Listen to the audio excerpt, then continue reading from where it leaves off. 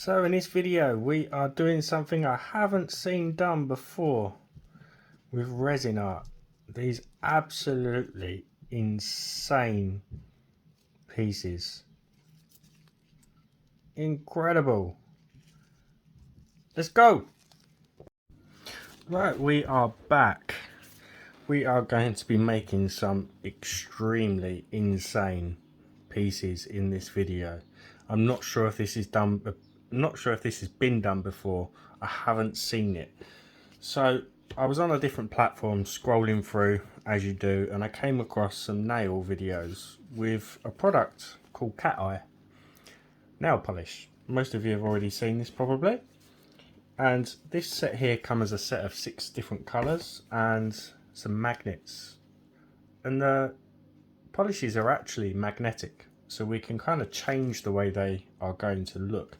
Now I have tried this with chameleon powders and they are very, very different. So I am going to be doing this with UV resin. If you haven't used UV resin, this is your time to go out and get some, because the results, honestly, they're going to blow your mind.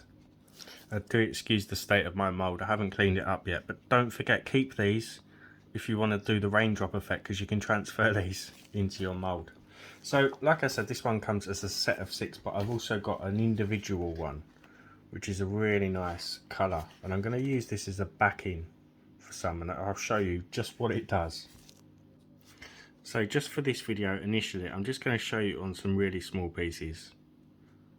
I've just been practicing, I've just been having a little play around with it, and I was blown away by how cool these are. So I'm not filling the mould right up, because we need to allow room for our nail polish. So I'm just taking the lid off, and this one is the green, and what I'm doing is I'm just allowing that polish to fall off of the brush. You can, if you want, very carefully just touch the surface of the resin. And what I do is I give you a close-up of when I do the magnet. So once we have, you can mix these up any way you want. So once you have that in your resin,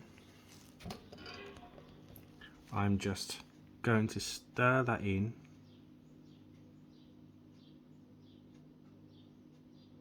Like a swirl. And now I'm going to grab my magnet wand, and you'll see what the magnet does. And you can change it just by moving the magnet at a different angle. But I want mine to kind of reflect in the center, so you'll see that very bright green strip in the middle.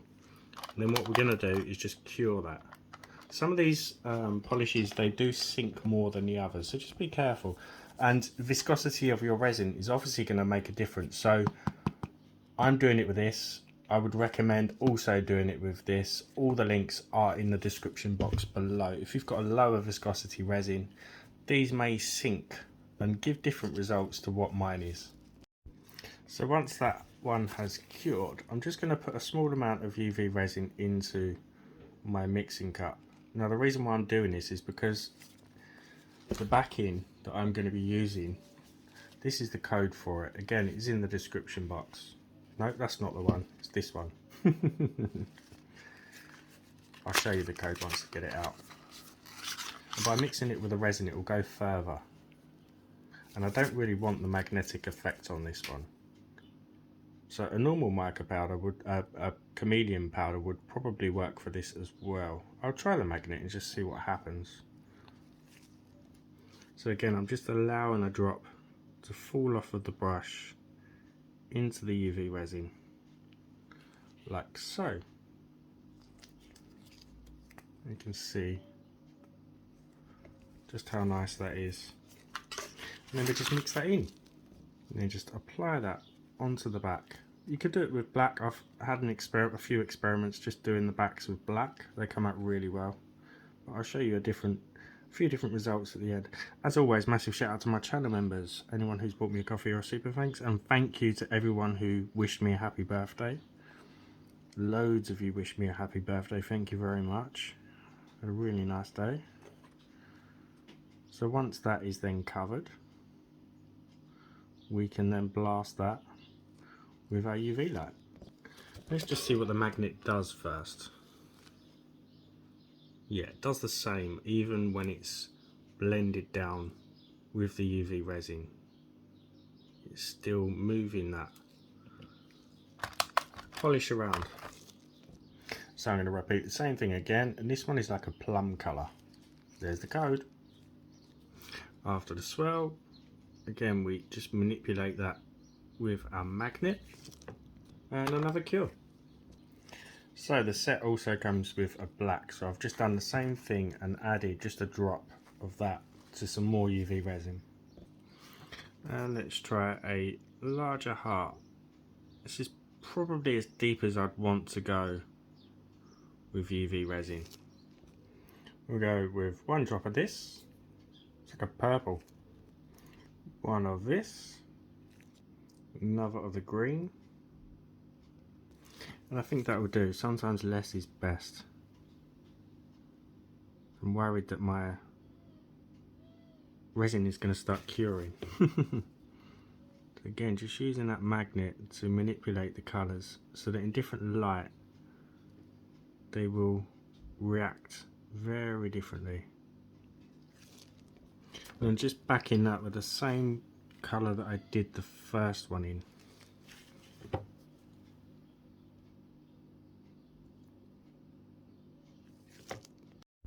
And just to see the difference, I'm just going to give it a thin coat of that black. And just a quick tip, these bottles have little windows.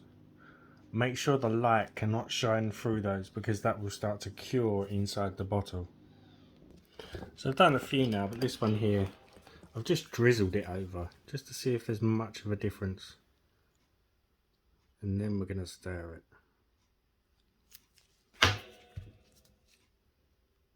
Hopefully we get some really different results. And I could probably bring this to 2-part resin if you want to see that. Let me know in the comments. Right, we're all done. Let's see what we've got. These are so cool. Look at the way they shift. And even in unnatural light, use my phone torch, you'll see just how much the colours change. This is another one that I made earlier, and you can just see those colours shifting from green to purple to an almost yellow. Absolutely incredible. Interesting to see what they all come out like, because again most of these are just well, it's all experiments really, but look at that. Got some jewellery pieces here to see what they look like, but I'm not sure if they're the right sizes.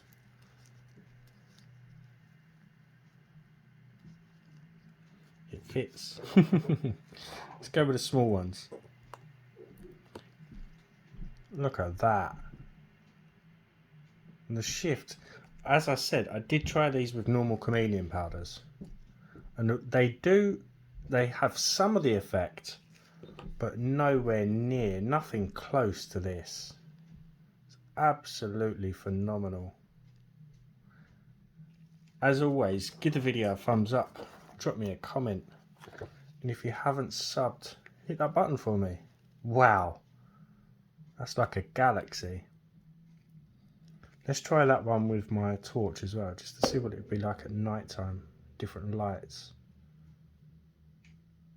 Absolutely insane. Again, I don't know if anybody's done this, but I've not seen it done in resin art before. I think it's a bit of a game changer because we could use this stuff for so many different applications. I've got ideas of northern lights.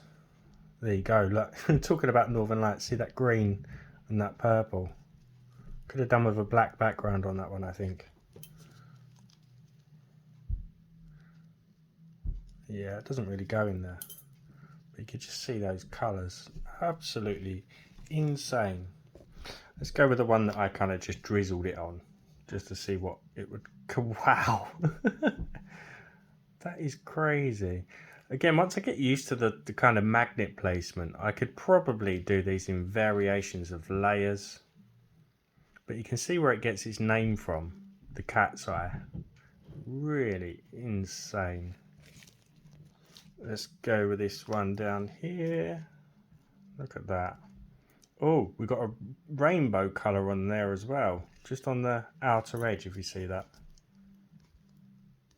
Again, I think a black background would have made that pop a bit better. It's still eye-catching. Right, let's get the two small ones out at the same time. Let's see what those have come out like. That one's really like a galaxy. Look at that. I'm super impressed. See, just from an idea of watching the video,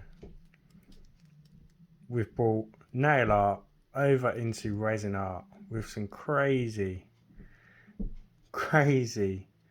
results. Right, last two with the hearts.